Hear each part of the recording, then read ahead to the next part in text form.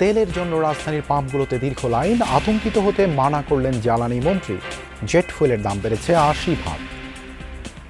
Government বলতেছে যে panic হওয়ার জন্য না, আমরা প্যানিক না হয়ে সকালে আসছি, কিন্তু দেখেন অবস্থা। যাদের তেল প্রয়োজন তারা তো আসছে, প্লাস যাদের ধরেন আপাতত এখন দরকার নেই তারাও আসছে।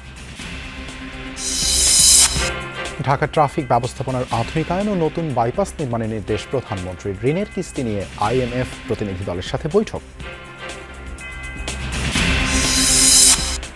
সংবিধান এবং জুলাই আকাঙ্ক্ষার অগ্রাধিকার নিয়ে বিএনপি জামায়াতের পাল্টাপাল্টি। অন্তর্বর্তী সরকারের প্রায় 2 ডজন অধ্যাদেশ সংসদে পাঠানোর সুপারিশ। সংবিধান এবং জন আকাঙ্ক্ষা দুইটাকে সমন্বয় করে সংবিধান অবশ্যই সবার থেকে এগিয়ে থাকে। জুলাই আকাঙ্ক্ষাকে সামনে রেখে, এই চেতনাকে সমুন্নত রেখে সংবিধানের পরিবর্তন করার দরকার হলে পরিবর্তন হবে। জিজ্ঞাসাবাদের জন্য দিল্লি নেওয়া হয়েছে হাদি হত্যার প্রধান 2 সন্দেহভাজন ফয়সাল ও আলমগীরকে। দেশে ফিরিয়ে এনে বিচার সরকারের অগ্রাধিকার।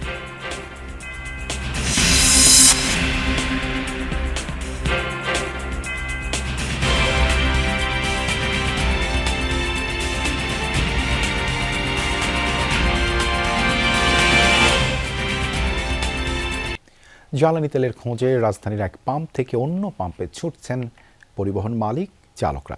সকাল থেকে বেশিরভাগ ফিলিং স্টেশনে তেলের জন্য দীর্ঘ লাইন, কিন্তু মিলছে না কাঙ্ক্ষিত জ্বালানি। দুপুরের পর ডিপো থেকে পাম্পে তেল এলেও তা শেষ হয়ে যায় সন্ধ্যার আগে। পাম্প মালিকরা বলছেন ডিপো থেকে তাদেরকে কম তেল দেয়া হচ্ছে। রাজধানীর বিভিন্ন পাম্প ঘুরে দেখা যায় ফিলিং স্টেশন কর্তৃপক্ষ নিজেদের মতো রেশনিং করে তেল দিচ্ছে।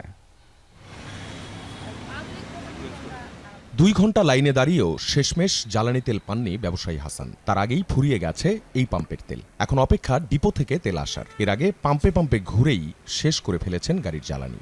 এই পরিমাণ তেল ছিল হবে না। গতকালকে একবার 10 লিটার মতো তেল নেওয়ার জন্য 10 লিটার তেল নষ্ট হচ্ছে আবার। লাইনে দাঁড়ানো অনেকের বেলায় ঘটেছে এমন। সৌরভ পাম্পে গেছি, খালেক পাম্পে গেছি, এসপিতে গেছি, ওখান থেকে ইউটার্ন নিয়ে আবার এখানে আসছি। 11টা পাম্পে গেছি, গাজীপুর চৌরাস্তা থেকে শুরু করে বিজয় সরণির ওই মাথা মতো সিরিয়াল। তো ওখান থেকে মনে করেন যে গাড়িটা স্টার্ট করতে গেলে 150 গ্রাম করে তেল একবারে জায়গা। সকাল থেকে কেউ কেউ এতটাই বিপাকে যে পরের কয়েকদিন কি করবেন বুঝে উঠতে পারছেন না। আমার গাড়িতে একটু তেলও নেই, যে ধাক্কায় নেব আমার আর পায়ে সমস্যা। গভর্নমেন্ট বলতেছে যে প্যানিক হওয়ার জন্য না, আমরা প্যানিক না হয়ে সকালে আসছি, কিন্তু দেখেন অবস্থা। প্যানিক হওয়ার মতোই তো অবস্থা। যাদের তেল প্রয়োজন তারা তো আসছে, প্লাস যাদের ধরেন আপাতত এখন দরকার নেই তারাও আসতেছে। জ্বালানি তেলের অপেক্ষায় লাইনে যখন শত শত যানবাহন, তখন পাম্প সংশ্লিষ্টরাও অপেক্ষায় কখন ডিপো থেকে আসবে তেলবাহী ট্রাক। 45 থেকে 50 হাজার তেল লাগে, তো সেখানে আমার 18,000 তেল আমার আজকে উঠাইতে পারবো। তো বাদবাকি এটা শেষ হওয়ার পরে বাদবাকি তোমার পাম্প বন্ধই রাখতে হবে। দুপুর 1টার পর ফতুল্লার 4 ডিপো থেকে তেলবাহী ট্রাকগুলো ঢুকতে থাকে রাজধানীর পাম্পে। অবসান ঘটে দীর্ঘ প্রতীক্ষার। সবাই চান ফুল ট্যাঙ্ক তেল, কিন্তু এক এক পাম্পে এক এক রকম রেশনিং। 500 টাকা করে দিতেছে বস। 500 টাকা করে দিতেছেন, এর চেয়ে বেশি দিচ্ছেন না? না, এর থেকে বেশি দেওয়া হচ্ছে না। ডেইলি তাহলে এইভাবে দিবেন? এইটা কি আপনারা নিজেরা সিদ্ধান্ত নিয়েছেন? এটা অফিস থেকে বলছে যে তেল তো কম, সবারই যেন অল্প করে সবার পৌঁছেই দেওয়া। একদিকে রেশনিং, অন্যদিকে আবার গ্যালনে করে তেল নেয়ার ঘটনাও চোখে পড়ে। 30 লিটার করে নিচ্ছি, জেনারেটর চালানোর জন্য তো অপারেশন থিয়েটারে। ডিপো থেকে নিকুঞ্জের এই পাম্পে তেল নিয়ে এসেছেন আনোয়ার। বললেন ডিপো থেকেই কোটা পদ্ধতিতে তেল পেয়েছেন আগের চেয়ে কম। এই 13.5 ডিজেল আর অকটেন 18 মতো পাওয়া গেছে। আর অন্য সময় কত পেতেন? অন্য সময় আর একটু বেশি পাওয়া যেত। এখন যে পরিমাণ তেল নিয়ে আসছেন, এটা শেষ হইতে কতক্ষণ লাগবে? এইটা তো মনে হয় বিকাল নাগাদ শেষ হয়ে যাবো। এদিকে যখন তেলের জন্য লম্বা লাইন, তখন ফতুল্লার তেলের ডিপোগুলোতে অপেক্ষায় শত শত ট্রাক। ডিপো বলছে আগের বছরের এ সময়ের তুলনায় 20% তেল কম দিয়ে রেশনিং করছে তারা। তেল নিয়ে আতঙ্কিত না হওয়ার পরামর্শ বিদ্যুৎ ও জ্বালানি মন্ত্রীর। তিনি আবারও জানান দেশে তেলের পর্যাপ্ত মজুদ রয়েছে। হঠাৎ করে মানুষ হুমড়ি খেয়ে পড়ছে পেট্রোল পাম্পে। আমরা তো একটা প্রসেসের পেট্রোল পাম্প চলে, আমরা যেভাবে তেল দেশে বাড়িতে দেয় সেই নিয়মের এখন ভেঙে পড়ছে সেই নিয়মটা। যারা নাকি সারা দিনে যে তেল বিক্রি করতো সেই তেল 3 ঘন্টায় শেষ করে ফেলছে। তো ন্যাচারাল তেল শেষ হয়ে যাবে। তো তেলের জন্য লাইনে থাকা অনেক চালক অবশ্য বলছেন তারা অতিরিক্ত নিচ্ছেন না, উল্টো যতটুকু দরকার ততটাই পাচ্ছেন না। না, চাহিদা মতো পাচ্ছি না ভাইয়া, একটু বলেন আমাদের বাড়ায় দিতে। বারবার আসা তো খুব বাজে অবস্থা। আখলাকুস সাফা, যমুনা নিউজ, ঢাকা। ট্রাফিক ব্যবস্থার উন্নয়নে ঢাকার চারপাশে নতুন বাইপাস, শহরের ভেতরে ওভারপাস ও আন্ডারপাস নির্মাণের মতো বেশ কিছু পরিকল্পনা হাতে নিয়েছে সরকার। সচিবালয়ে প্রধানমন্ত্রী তারেক রহমানের সভাপতিত্বে ট্রাফিক ব্যবস্থাপনা নিয়ে অনুষ্ঠিত বৈঠকে যত্রতত্র বাস কাউন্টার অপসারণ ও 5টি আন্তজেলা বাস টার্মিনাল শহরের বাইরে স্থানান্তরের সিদ্ধান্ত হয়। বৈঠক শেষে স্বরাষ্ট্রমন্ত্রী সালাউদ্দিন আহমদ জানান, এপ্রিলের শেষে স্বল্প মেয়াদী পরিকল্পনা বাস্তবায়ন করতে পারলে এর সুফল পাবেন নাগরিকরা। ঢাকা যানজটের শহর, ঘন্টার পর ঘন্টা সড়কেই সময় পার। চলন্ত ঢাকা হয়ে পড়ে স্থবির, নষ্ট হয় নাগরিকের কর্মঘণ্টা। তীব্র জটে মানসিক ও শারীরিক অসুস্থতাও বাড়ে। এবারের নতুন রাজনৈতিক সরকার পদক্ষেপ নিচ্ছে যানজট নিয়ন্ত্রণে। ঈদের ছুটির পর প্রথম কর্মদিবসেই ঢাকা শহরের যানজট নিয়ন্ত্রণ ও ট্রাফিক ব্যবস্থাপনা আধুনিকায়নের লক্ষ্যে প্রধানমন্ত্রী তারেক রহমানের সভাপতিত্বে সচিবালয়ে মন্ত্রিপরিষদ বিভাগে সভা অনুষ্ঠিত হয়। প্রায় 3 ঘন্টার এই বৈঠকে যোগ দেন স্বরাষ্ট্রমন্ত্রী, সড়ক পরিবহন ও সেতুমন্ত্রী, ঢাকার 2 সিটি প্রশাসক, পুলিশের আইজি সহ ঊর্ধ্বতন কর্মকর্তারা। বৈঠক শেষে স্বরাষ্ট্রমন্ত্রী জানান, কর্মঘণ্টা যেন নষ্ট না হয় সেজন্য ব্যাপক পরিকল্পনা হাতে নিয়েছেন প্রধানমন্ত্রী। দেশীয় প্রযুক্তিতে ট্রাফিক সিগন্যাল অটোমেশনের পরিকল্পনার কথাও জানান তিনি। এপ্রিল মাসের শেষ নাগাদ মোটামুটি স্বল্প মেয়াদী যে সমস্ত পরিকল্পনা নেওয়া হয়েছে সেগুলোর বাস্তবায়ন করতে পারবো। তার ফলে ঢাকা শহরে যানজট সমস্যার অনেকটা নিরসন হবে স্বল্প মেয়াদে। তারপরে মধ্যমেয়াদী এবং দীর্ঘমেয়াদী পরিকল্পনাগুলো বাস্তবায়ন করলে আশা করা যায় এই আমাদের ট্রাফিক সিস্টেমের একটা ব্যাপক উন্নয়ন হবে। ঢাকার 2 সিটির প্রশাসক জানান, ট্রাফিক সমস্যা সমাধানে কিছু বিষয় চিহ্নিত করে সমন্বিতভাবে তা সমাধানের উদ্যোগ নেওয়া হচ্ছে। ট্রাফিক সমস্যাটা যেটা আছে এগুলো কিছু কিছু পিন পয়েন্ট করেছেন, এগুলো সমস্যার সমাধান দরকার। অটোরিকশা আছে, এর মধ্যে মেন রাস্তায় ফুটপাথগুলো আছে, এগুলি নিয়ে বিস্তার আলাপ আলোচনা হয়েছে, আমাদেরকে টাইম ফ্রেম বেঁধে দিয়েছে। এর আগে প্রধানমন্ত্রীর সভাপতিত্বে বৈঠক অনুষ্ঠিত হয় প্রবাসী কল্যাণ ও বৈদেশিক কর্মসংস্থান মন্ত্রণালয়ের। বৈঠক শেষে প্রতিমন্ত্রী জানান, ইউরোপের যেসব দেশের কনসুলেট সেবা বাংলাদেশে নেই তা নিশ্চিতের তাগাদা দিয়েছেন প্রধানমন্ত্রী। স্টুডেন্টদের ব্যাংক গ্যারান্টি বা ব্যাংক সলভেন্সির সাপোর্ট হিসেবে 10 লক্ষ টাকার একটা ঋণ দেওয়ার নির্দেশনা প্রধানমন্ত্রী দিয়েছেন এবং সেটা আমাদের মন্ত্রণালয়ের যে একটা ব্যাংক আছে, প্রবাসী কল্যাণ ব্যাংক, ওই ব্যাংকই ডেডিকেটেড করতে বলেছেন। এর আগে ঈদের ছুটির পর প্রথম কর্মদিবসে সকাল 9:01 সচিবালয়ে প্রবেশ করেন প্রধানমন্ত্রী তারেক রহমান। সাইফুদ্দিন রবিন, যমুনা নিউজ, ঢাকা। জ্বালানি সহ চলমান যুদ্ধ পরিস্থিতিতে অর্থনৈতিক চ্যালেঞ্জ মোকাবেলায় IMF-এর সহায়তা চেয়েছে বাংলাদেশ। এ বিষয়ে আশ্বাসও পাওয়া গেছে সংস্থাটির কাছ থেকে। সচিবালয়ে IMF-এর এশিয়া প্যাসিফিক ও দক্ষিণ এশিয়া পরিচালক কৃষ্ণা শ্রীনিবাসনের সাথে বৈঠক শেষে এই কথা জানান অর্থমন্ত্রী আমির খসরু মাহমুদ চৌধুরী। এর আগে সচিবালয়ে প্রধানমন্ত্রী তারেক রহমানের সাথে সৌজন্য সাক্ষাৎ করেন IMF-এর প্যাসিফিক ও দক্ষিণ এশিয়ার পরিচালক কৃষ্ণ শ্রীনিবাসন। জুলাই যোদ্ধাদের দায় মুক্তি দিয়ে অন্তর্বর্তী সরকারের অধ্যাদেশ বহাল রাখা সহ প্রায় 2 ডজন অধ্যাদেশ সংসদে পাঠানোর বিষয়ে একমত হয়েছে সংসদীয় বিশেষ কমিটি। তবে গুম খুন প্রতিরোধ, পুলিশ কমিশন ও সুপ্রিম কোর্ট সচিবালয় সহ কিছু অধ্যাদেশে সংশোধনী দিয়েছেন বিশেষ কমিটিতে থাকা বিরোধী দলের সদস্যরা। জুলাই আকাঙ্ক্ষাকে প্রাধান্য দিয়ে সংবিধান অনুযায়ী অধ্যাদেশ পর্যালোচনার কথা বলেছেন আইনমন্ত্রী মোহাম্মদ আসাদুজ্জামান। তবে সংবিধানের চাইতে জুলাই চেতনাকে গুরুত্ব দেওয়ার দাবি জামায়াতের এমপি রফিকুল ইসলাম খানের। সংসদের প্রথম অধিবেশনেই অন্তর্বর্তীকালীন সরকারের করা 133টি অধ্যাদেশের বিষয়ে সিদ্ধান্ত নিতে চায় সরকার। সেজন্য সরকারি ও বিরোধী দলের সদস্যদের সমন্বয়ে 14 সদস্যের সংসদীয় বিশেষ কমিটি করা হয়। বুধবার সেই কমিটির প্রথম বৈঠক অনুষ্ঠিত হয় সংসদ ভবনের ক্যাবিনেট কক্ষে, যেখানে অধ্যাদেশ যাচাই বাছাই করা হয়। বৈঠকে সভাপতিত্ব করেন অ্যাডভোকেট জয়নাল আবেদিন। যোগ দেন স্বরাষ্ট্রমন্ত্রী সালাউদ্দিন আহমদ, আইনমন্ত্রী মোহাম্মদ আসাদুজ্জামান সহ কমিটির বেশিরভাগ সদস্য। বিরোধী দল থেকে ছিলেন এমপি মুজিবুর রহমান ও রফিকুল ইসলাম খান। প্রথম দিনের বৈঠকে 133টি অধ্যাদেশের মধ্যে 27টি নিয়ে আলোচনা হয়। জুলাই যোদ্ধাদের তাদেরকে সেই নামে অভিহিত করা হয়েছে। গণ অভ্যুত্থানে যারা নেতৃত্ব দিয়েছে, অংশগ্রহণ করেছে, সেই বিষয়ে ইনডেমনিটি দেয়ার একটা বিষয় অধ্যাদেশ আছে। যেমন এইগুলোকে আমরা গ্রহণ করব। ফ্যাসিবাদী সরকারের সময়ে বিভিন্ন প্রতিষ্ঠানের নামকরণ করা হয়েছিল, তাদের নেতাদের নাম বিভিন্ন নামে, এগুলো বিলুপ্ত করা হয়েছে। এগুলো ইজিলি আমরা গ্রহণ করব। 27টি পর্যন্ত আজকে গিয়েছি, এর মধ্যে 4-5টা নেক্সট মিটিংয়ে আলোচনা হয়, পরবর্তী সময় আলোচনা হবে, আরও সংশোধন কী বলে বিয়োজন সহ। আর বেশিরভাগ বিষয়ে আমরা একমত হয়েছি। অধ্যাদেশের গুরুত্ব বিবেচনায় আরও কয়েকটি বৈঠক করবে সংসদীয় এই বিশেষ কমিটি, যার মধ্যে কিছু অধ্যাদেশ কোনো পরিবর্তন ছাড়াই সংসদে উত্থাপিত হবে, কয়েকটি হবে সংশোধন করে। সংবিধান নাকি জুলাই আকাঙ্ক্ষা আলোচনায় কোন বিষয়ে গুরুত্ব পাচ্ছে কমিটির কাছে? আমরা দুইটাকেই সমন্বয় করে এগিয়ে যেতে চাই। সংবিধান এবং জন আকাঙ্ক্ষা দুইটাকে সমন্বয় করে সংবিধান অবশ্যই সবার থেকে এগিয়ে থাকে। জুলাই আকাঙ্ক্ষাকে সামনে রেখে, এই চেতনাকে সমুন্নত রেখে সংবিধানের পরিবর্তন করার দরকার হলে পরিবর্তন হবে। সংবিধান তো কোনো ওহিও না, কোনো কোরআনও নয়, বরঞ্চ এইটা দেশের প্রয়োজনে, জনগণের প্রয়োজনে পরিবর্তন হতেই পারে। 2 এপ্রিল অন্তর্বর্তী সরকারের করা অধ্যাদেশ নিয়ে প্রতিবেদন জমা দিবে 14 সদস্যের এই বিশেষ কমিটি।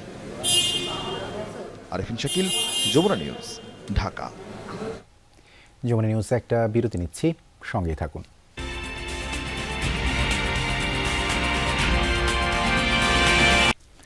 কলকাতায় আটক হাদি হত্যার আসামিদের জিজ্ঞাসাবাদের জন্য এখনও কনসিউলার অ্যাক্সেস পায়নি ঢাকা। পররাষ্ট্র প্রতিমন্ত্রী বলেছেন, তাদের ফিরিয়ে এনে বিচার কার্যকর করা সরকারের অগ্রাধিকার। আর প্রতিবেশী দেশটি থেকে জ্বালানি আনার ব্যাপারেও সবুজ সংকেত মিলেছে বলে দাবি করেন তিনি। ইনকলাব মঞ্চের আহ্বায়ক প্রয়াত ওসমান হাদি হত্যায় সন্দেহভাজন ফয়সাল ও আলমগীরকে গ্রেপ্তারের পর 2 সপ্তাহের রিমান্ডে নিয়েছিল কলকাতা পুলিশ। তারপর দ্বিতীয় দফায় জেল গেটে আরও জিজ্ঞাসাবাদের জন্য তাদের দিল্লিতে নিয়েছে দেশটির গোয়েন্দা সংস্থা। আর ঈদের আগে তাদের ভারতে পালাতে সহায়তার দায়ে ফিলিপকে আটক করে জিজ্ঞাসাবাদ শুরু করেছে কলকাতা পুলিশ। ফয়সাল ও আলমগীর গ্রেপ্তারের পরপরই তাদের তথ্য যাচাইয়ে কনসুলার সুবিধা চেয়েছিল ঢাকা।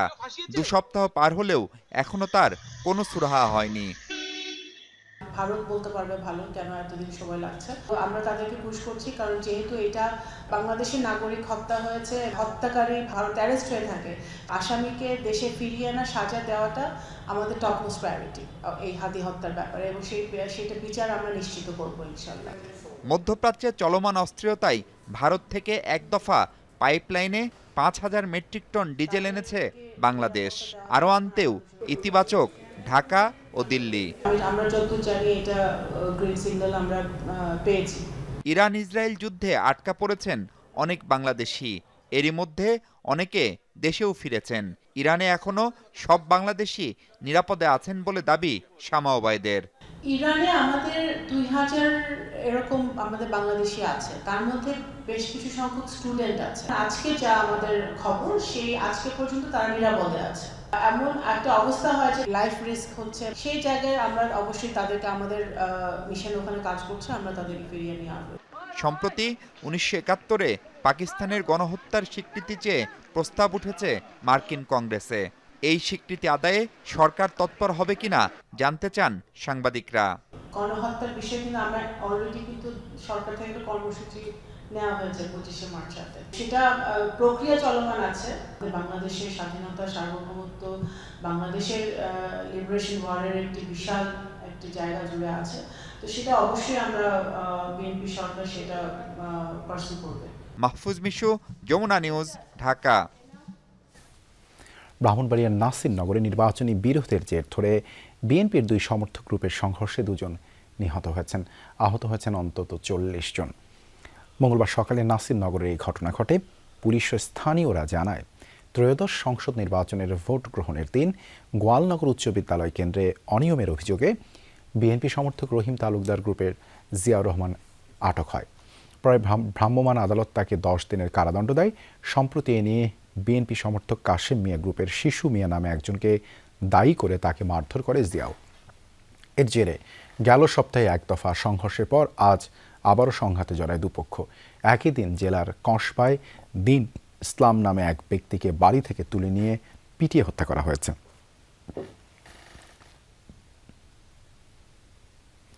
এদিকে মাদারীপুরের রাজৈরে সালিশ বৈঠকে একজনকে কুপিয়ে হত্যা করেছে প্রতিপক্ষের লোকজন। সংঘর্ষ হয়েছে পাবনার বেড়া উপজেলাতেও।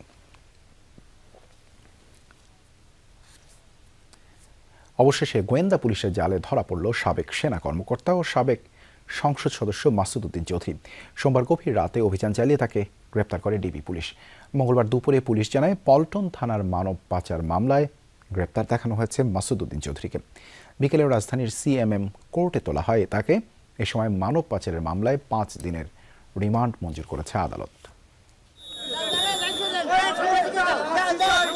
মঙ্গলবার বিকেলে পল্টন থানার মানব পাচার মামলায় আদালতে হাজির করা হয় সাবেক সেনা কর্মকর্তা ও সাবেক সংসদ সদস্য মাসুদ উদ্দিন চৌধুরীকে।